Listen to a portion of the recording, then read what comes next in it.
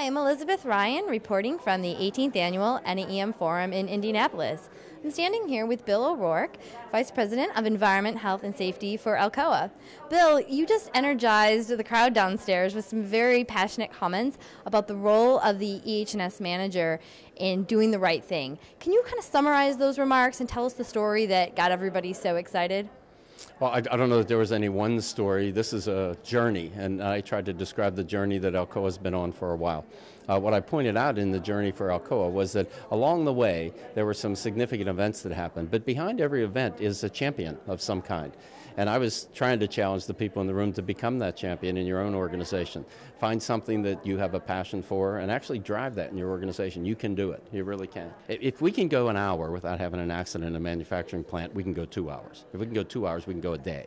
If we can go a day, we can go 2 days. We can go a week, we can go a month, we can go forever. We really can. I really believe that. And I've had people ask me, do you really believe zero incidents is possible? Well, I think we can go beyond zero. We can send employees home healthier than they were when they came to work. How is it possible? We can. We have exercise programs, we have nutrition programs, et cetera. So not only don't they get hurt, they get healthy. And wouldn't that be a competitive advantage? People would want to work for a company like that. So we have to think further along those lines. Well, one of the things actually that you brought up as well is that we can't lowball our estimates. We should be setting aggressive goals for our safety improvements or our carbon reductions. And actually, Alcoa has achieved quite some considerable, successes in these areas. Can you talk to us a little bit about what you've managed to do with regards to water use and safety incidents? We set a goal for ourselves in the year 2000 that we're going to reduce processed water use by 60%. That's unheard of. 60% reduction in your water, and everybody thought we were crazy, but we achieved 38 as of the end of last year. Not bad.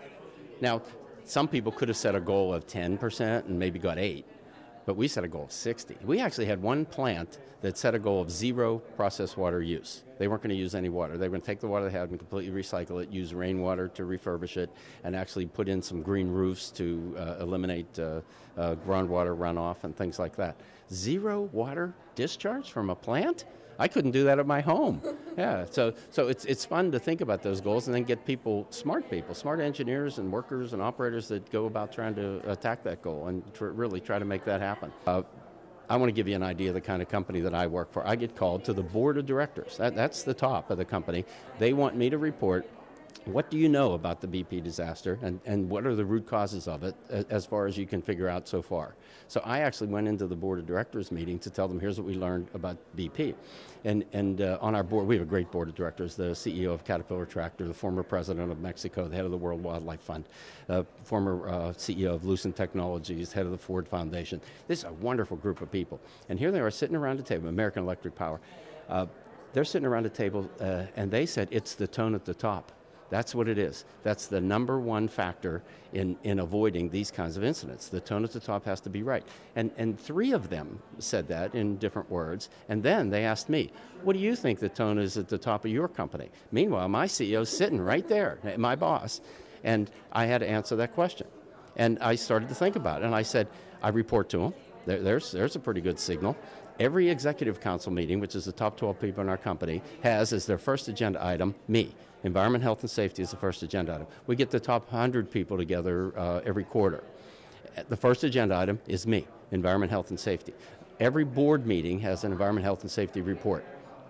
And recently we found somebody that was suppressing accidents in one of our remote locations, and we investigated, and when we found out that that was true, I remember I was asked by his group president, do we have to fire this person? And my answer was no, he's already fired himself. Now the rest of the organization is watching you to see what you do about it. And that had to go through the CEO and some other people. But full support for that was the right action to take in that situation. But that's the kind of company that I work for, people who are really sincerely interested in this area. So it makes my job pretty easy. Yeah. So in other words, the success that you've achieved is no accident. So perhaps, because it's a system. It's a system that's been in place to guarantee the baseline compliance and then incentives and a culture that supports aggressive goal setting and responsible decision making. Right. I've had other leaders like the chief financial officer say, how can we do it in safety and we can't get it done on this project? Or why do we overrun all of our capital expenditure projects, but you don't do things like that in safety? So I've tried to articulate it, and I start with vision, values, processes, standards, auditing, and I have about 20 elements of that system that you're talking about. And then there's reward and consequences, having the right people, the right organization, and that system has to be working every day. But on top of that, it's leadership. And a real sincere, committed leader in the at the top of the organization really is what makes it work. For sharing your comments and your passion with our audience, and I appreciate your time here. Thanks a lot. Appreciate it.